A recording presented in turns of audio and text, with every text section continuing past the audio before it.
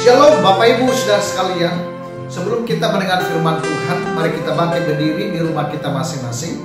Mari kita berdoa. Bapa di surga, terima kasih Tuhan atas penyertaan-Mu satu minggu, dan kami ada di sini bersekutu dalam rumah kami masing-masing. Biarlah firman-Mu disampaikan oleh hamba-Mu Tuhan menjadi berkat, sebab di dalam nama Tuhan Yesus Kristus, oleh firman-Mu yang sakit disembuhkan, yang lemah dikuatkan, yang gagal dibuat Tuhan berhasil, bahkan yang mati pun Tuhan bisa bangkitkan. Dalam nama Yesus Kristus kami menerima firman yang kuat, yang menyembuhkan dan memberikan kami mujizat pada hari ini. Haleluya. Yang percaya katakan amin. Amin. Amin. Silakan duduk Bapak Ibu yang ada di rumah kita masing-masing. Nah, pada bulan ini, bulan April, tetap kita kumandangkan, deklarasikan tentang rise up, yaitu kuasa kebangkitan. Saudaraku, ini pertemuan yang keempat, tanggal 26 April ini 2020, kita membahas tema adalah kuasa sebuah janji. Nah, firman Tuhan kita akan dengar dari Kisah Rasul pasal 1 ayat 1 sampai dengan 8. Kisah Rasul pasal 1 ayat 1 sampai 8. Mari kita buka Alkitab kita. Mari kita buka dan kita baca bersama-sama. Firman Tuhan berbicara di Alkitab sangat dahsyat, ya. Di ayat 1 firman-Nya berkata begini: Roh Kudus dijanjikan.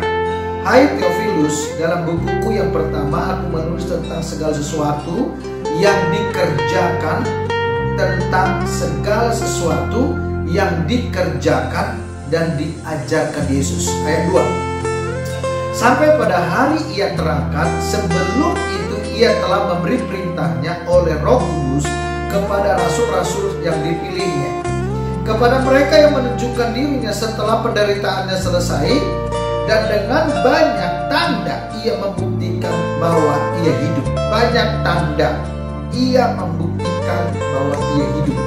Sebab selama 40 hari ia berulang-ulang menampakkan diri dan berbicara kepada mereka tentang kerajaan Allah. Pada suatu hari ketika ia makan bersama-sama dengan mereka, ia melarang mereka meninggalkan Yerusalem dan menyuruh mereka tinggal di situ menantikan janji Bapa. Yang demikian katanya, telah kamu dengar daripadaku, sebab Yohanes membaptis dengan air, tetapi tidak lama lagi kamu akan dibaptis dengan Roh Kudus. Maka bertanyalah mereka yang berkumpul di situ, Tuhan, maukah Engkau pada masa ini memulihkan kerajaan bagi Israel? Jawabnya, Engkau tidak perlu mengetahui masa dan waktu yang ditetapkan Bapa sendiri menurut kuasanya, tetapi kamu akan menerima kuasa kalau Roh Kudus turun ke atas kamu, dan kamu akan menjadi saksiku di Yerusalem dan di seluruh Yudea dan Samaria dan sampai ke ujung bumi. Sekali lagi ayat 7. Jawabnya, engkau tidak perlu mengetahui masa dan waktu yang ditetapkan Bapa sendiri menurut kuasanya. Nah, Bapak Ibu Saudara sekalian, kuasa sebuah janji. Saya teringat dengan kehidupan Yusuf. Ketika dia punya mimpi, Bapak Ibu udah tahu mimpinya, bahwa dia punya mimpi, kesimpulannya adalah dia menjadi nomor 2 di pemerintahan Mesir. Perhatikan Bapak Ibu. Sesudah dia mimpi bangun, dia cerita kepada koko-kokonya, cerita sama papanya atau mamanya. Nah, apa yang terjadi saudaraku? Singkat cerita daripada mimpinya Yusuf itu adalah bahwa ujung-ujungnya saudara entar ujung-ujungnya hanya proses waktu aja. Entar ujung-ujungnya orang tuanya, bahkan kakaknya sendiri akan sujud menyembah kepada Yusuf. Artinya begini Bapak Ibu, kalau Tuhan punya janji, dia terikat dengan janji itu, terikat dengan janji itu, dan itu disebut, ketika keterikatan itu disebut kuasa. Nah, Bapak Ibu, singkat ceritanya saudara, karena Tuhan sudah berjanji, ada powernya, ada kuasanya. 13 tahun, memang ini ada jarak waktu 13 tahun, baru Yusuf nomor 2 penguasa di Mesir Bapak. terikat dengan janji itu, maka ketika ada janji, di situ ada kuasa. Saya teringat dengan tentang Daud. Ketika Tuhan datang kepada Samuel, Nabi Samuel, Tuhan bilang apa? Kamu pergi ke Yerusalem, aku telah memilih keluarga Isai maksudnya, untuk menjadi raja di Israel. Nah, Bapak Ibu Saudara sekalian, ada kuasa di sana yang tidak bisa dibatalkan, bisa gagalkan siapapun. Bahkan sekalipun Bapak Ibu gagal, Tuhan gak pernah gagal.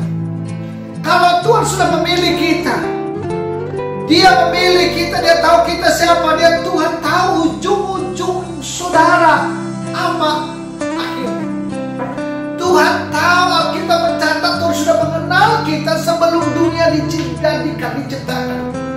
Tuhanlah desainnya yang agung, mendesainer saudara, mendesain, membuat saudara begitu manusia yang utuh. Memang berbeda, ada yang kulitnya hitam, ada yang putih, ada matanya belok, ada yang matanya sipit, Bapak Ibu. Tapi itu desainnya Tuhan. Dan Allah mendesain saudara dengan tujuan yang mulia, dengan tujuan yang luar biasa. Ketahui saudara orang penting di mata Tuhan.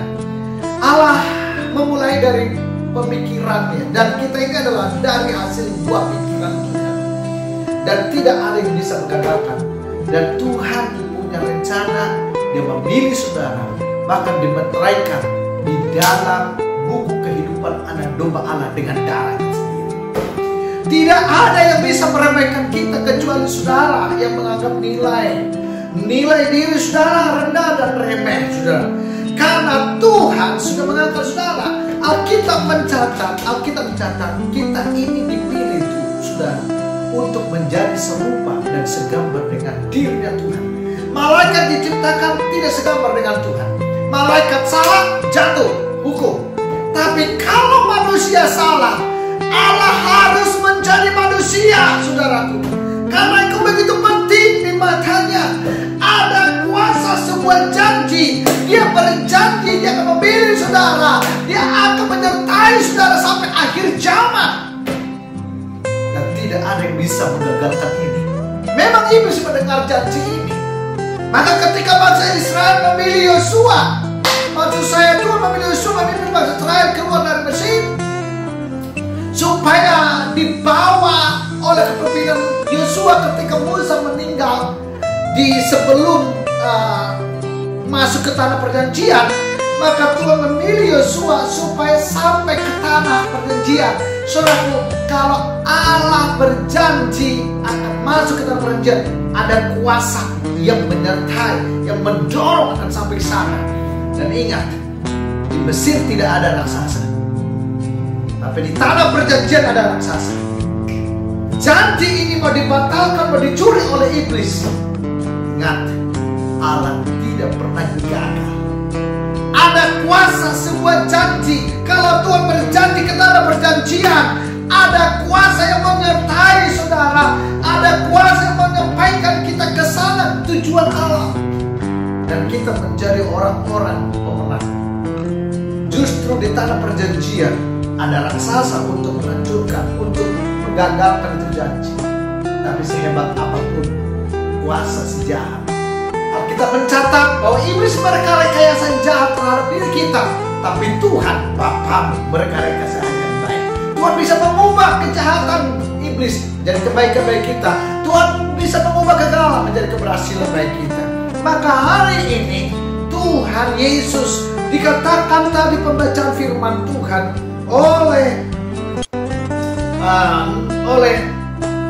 firman-Nya di ayat 3, kepada mereka yang menunjukkan dirinya setelah penderitaannya selesai dan dengan banyak tanda yang membuktikan bahwa Ia hidup. Sebab selama 40 hari Ia berulang-ulang menampakkan diri dan berbicara kepada mereka tentang kerajaan Allah. Saudaraku, dikatakan jelas di sini bahwa demikian katanya, telah kamu dengar daripadaku. Sebab Yohanes membaptis dengan air, tetapi tidak lama lagi kamu akan dibaptis dengan Roh Kudus. Ini janji. dan tidak ada yang bisa membatalkan. Tuhan juga janji kepada kita hari ini, janji yang sama kepada murid-murid atau rasul pada zaman itu. Tuhan juga berjanji kepada kita hari ini. Tergantung bagaimana saudara percaya atau tidak. Dan orang-orang yang percaya itu tidak pernah meragukan janji Tuhan. Orang-orang yang percaya memang kadang-kala tidak ada tuntunannya, saudara. Kadang-kala tidak dapat petunjuknya. Itulah iman Abraham, saudara. Dikatakan dia percaya sekalipun tidak ada dasar. Wow, tidak ada dasar untuk percaya. Karena apa? Sarah mandul, tidak ada dasar untuk bisa hamil, saudara. Secara medis sudah mati pucuk. Tapi terhadap Tuhan dia percaya. Dia percaya. Katakan aku percaya. Sekali lagi katakan aku percaya. Saudaraku, iman adalah dasar dari segala sesuatu yang kau harapkan dan bukti daripada apa yang kau tidak lihat. Wah, kita ini dipilih oleh Tuhan. Kau percaya? Ditebus dengan darah Yesus, diangkat untuk menjadi serupa dan segambar dengan dirinya sendiri. Ketahui, saudara, Daud itu, Yusuf itu, orang-orang yang dibuat ketika mereka punya iman. Iman memang bertentangan dengan fakta. Iman bertentangan dengan bukti. Iman bertentangan dengan apa yang kau lihat. Bahkan kadang-kala orang yang percaya tidak ada petunjuk untuk berjalan ke arah mana. Tapi orang yang percaya, dia yakin sekalipun tidak ada petunjuk, ada Tuhan yang menyertai mereka. Bukankah Tuhan Yesus berjanji, aku mencurahkan rohku kepadamu, jika aku naik ke surga, ketahuilah aku menyertaimu sampai akhir zaman. Beri kemuliaan bagi Tuhan kita. Haleluya. Kalau Tuhan sudah berjanji, ada kuasa sebuah janji dan tidak pernah tinggalkan kita. Sekalipun wabah corona hari ini musimnya, Tuhan juga datang ke rumah kita. Selama ini kita datang ke rumah Tuhan, sekarang Tuhan yang datang ke rumah saudara. Amin. Tuhan datang, saya percaya kuasa iblis akan dihancurkan. Tuhan datang, penyakit akan disembuhkan. Tuhan datang, yang lemah dikuatkan, yang miskin diberkaya. Katakan amin. Kita, saudaraku dalam kasih Kristus, janji yang diberikan kepada orang-orang percaya pilihannya, sesudah Yesus bangkit dari kematian, dia akan mencurahkan Roh Kudus kepada kita. Roh Kudus kepada kita. Coba kasih tahu Bapak Ibu, Yesus itu disalibkan, mati dan bangkit pada hari ketiga. Yesus mati dipaku bukan karena prajurit Romawi, bukan karena Pilatus, bukan karena orang banyak. Yesus rela mati kayu salib itu karena sebuah janji. Wow, karena sebuah janji. Karena dia berjanji, bagi orang yang percaya kepadaku tidak akan binasa, melainkan beroleh hidup kekal. Yesus berjanji, itu ada kuasa. Yesus berjanji dia akan mencurahkan Roh Kudus kepada kita. Untuk apa? Supaya kita punya kuasa di bumi ini dan tidak ada yang bisa menyentuh kita. Kau percaya itu? Kau percaya? Kalau kau percaya, lihat contoh-contoh dalam kitab Yusuf, Daud, dia bisa mengalahkan Goliat. Kuasa roh yang ada di dalam saudara jauh lebih besar daripada roh yang ada di dunia ini. Kalau Tuhan berjanji, corona tidak bisa membatalkan. Apapun jenis atau bentuk yang direncanakan oleh sejahat, karena ada kuasa di dalamnya. Segala lidah mengaku, lutut bertelur. Bahkan segala di atas bumi, di dalam bumi, bahkan di bawah bumi akan sujud kepada Tuhan dan meninggikan Tuhan. Alkitab mencatat Roh Kudus itu dijanjikan untuk apa? supaya kita punya kuasa. Saudaraku dalam kasih Kristus, kuasa untuk apa? Bersaksi. Bersaksi tentang Yesus adalah Tuhan. Bersaksi pengalaman-pengalaman rohani kita yang begitu Tuhan dahsyat. Bersaksi bagaimana penyertaan Tuhan yang luar biasa. Tuhan datang ke dunia ini bukan seperti apa yang direncanakan, yang diiming-imingkan, yang dicita-citakan oleh iblis. Saya mau kasih tahu saudara, iblis itu selalu berjalan dengan fakta. Iblis itu selalu memasukkan pikirannya dengan realitas. Dan iblis itu masuk kepada materialistis, material, dengan bukti-bukti. Tapi Tuhan membangun orang-orang percaya itu dengan iman yang tidak kelihatan tetapi ada. Inilah saudara, Yesus berkata, "Aku memberikan kepadamu kuasa." Dan satu hal, perkataan Yesus berbeda dengan apa yang dikatakan murid-muridnya.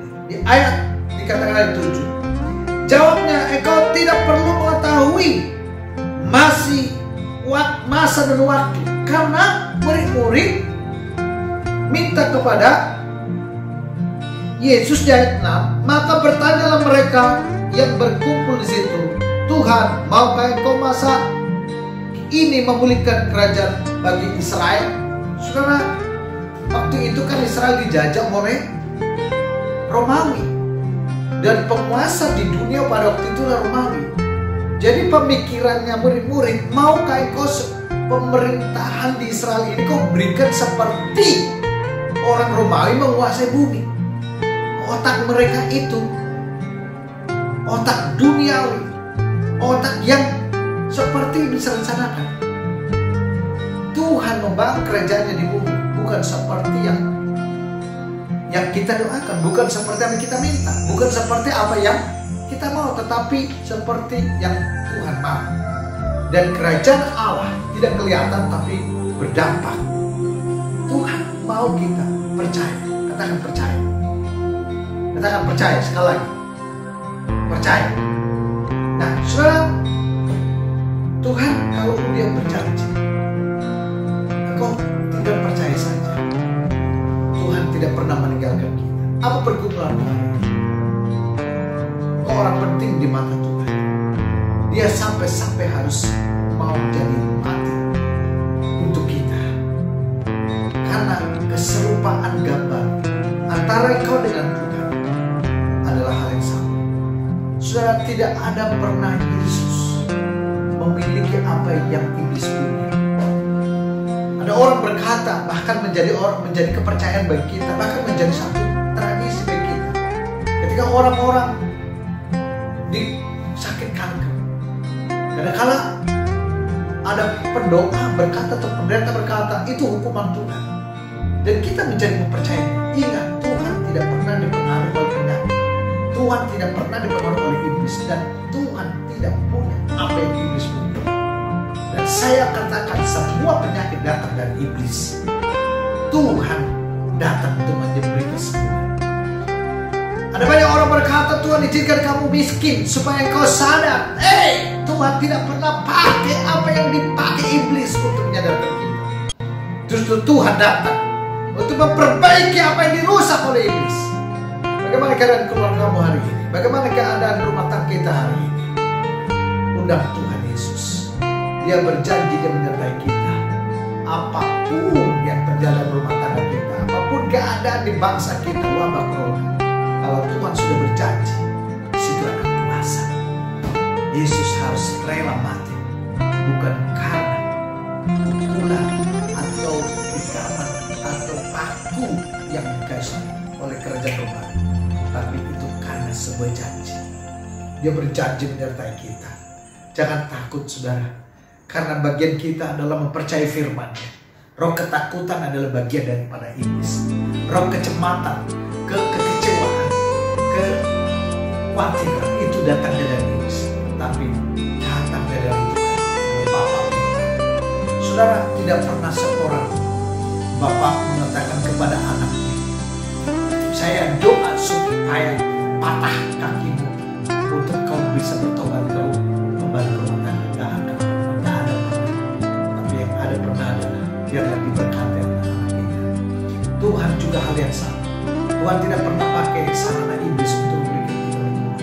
Tuhan tidak pernah pakai kejahatan, penyakit, apapun itu bentuknya dari Yesus, supaya kita datang bertemu. Tidak pernah.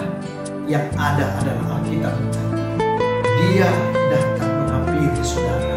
Dia datang menyertaimu. Dia datang menyembuhkanmu. Adakah engkau hari-hari ini mulai lemah, mulai cemas? Bangkit kembali, sebab ada kuasa sebuah janji. Tuhan tidak pernah melepaskan kita. Justru dia menyertai kita sampai hari ini. Tuhan katakan akhir zaman. Amin. Amin. Kuatkan, teguhkan. Kita harus melewati menghadapi wabah corona ini. Ketahuilah, Tuhan tidak pernah meninggalkan kita sekali. Haleluya. Amin. Amin firman Tuhan. Mari kita bangkit berdiri sekali. Kita angkat pujian kepada Tuhan. Waktu Tuhan. Waktu Tuhan.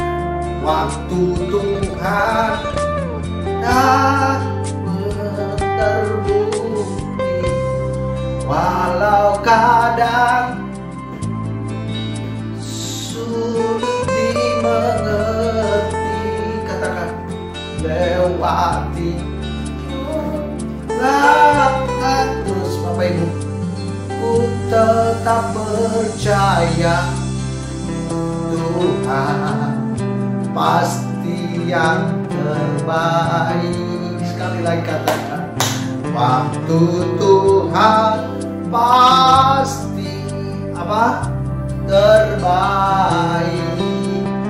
Walau kadang tak mudah dimengerti, lewati cobaan, ku tetap percaya waktu Tuhan pasti yang terbaik. Mari kita berdoa. Tuhan Yesus, berdoa untuk keluarga demi keluarga. Jika ada yang sakit, Tuhan sembuhkan di dalam nama Yesus. Jika ada yang lemah karena menghadapi wabah corona ini, dalam nama Yesus, Tuhan, Engkau kirim burung gagak untuk menggenapi janji-Mu, kebutuhan mereka, Tuhan. Di saat mereka kelaparan, beri kekuatan, Tuhan. Di saat mereka ada masalah, beri kekuatan. Di saat mereka, Tuhan, punya ekonomi lagi galau, Tuhan, Engkau adalah jalan keluar bagi kami. Kami percaya Engkau punya janji. Di situ ada kuasa yang tidak bisa pernah digagalkan oleh siapapun.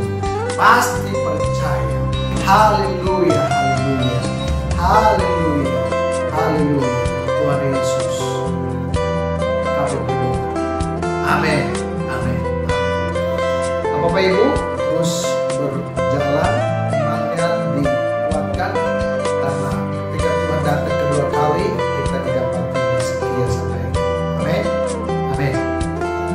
Mari kita kembali ke tugas masing-masing.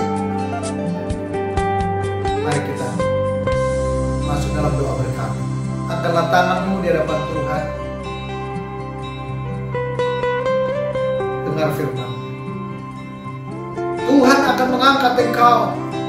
Tuhan akan membawa engkau kepada yang lebih daripada sebelumnya. Penyertaan Tuhan sempurna. Di dalam nama Yesus Kristus. Kembalilah ke tugas masing-masing. Dengan penyertaan Allah Bapa. Di dalam kasih Yesus Kristus anak yang tunggal. Dengan persekutuan Roh Kudus. Menang kita sekalian. Hari besok lusa. Sampai Tuhan Yesus datang kedua kali menjemput kita. Haleluya. Yang percaya katakan amin. Tuhan Yesus berkati.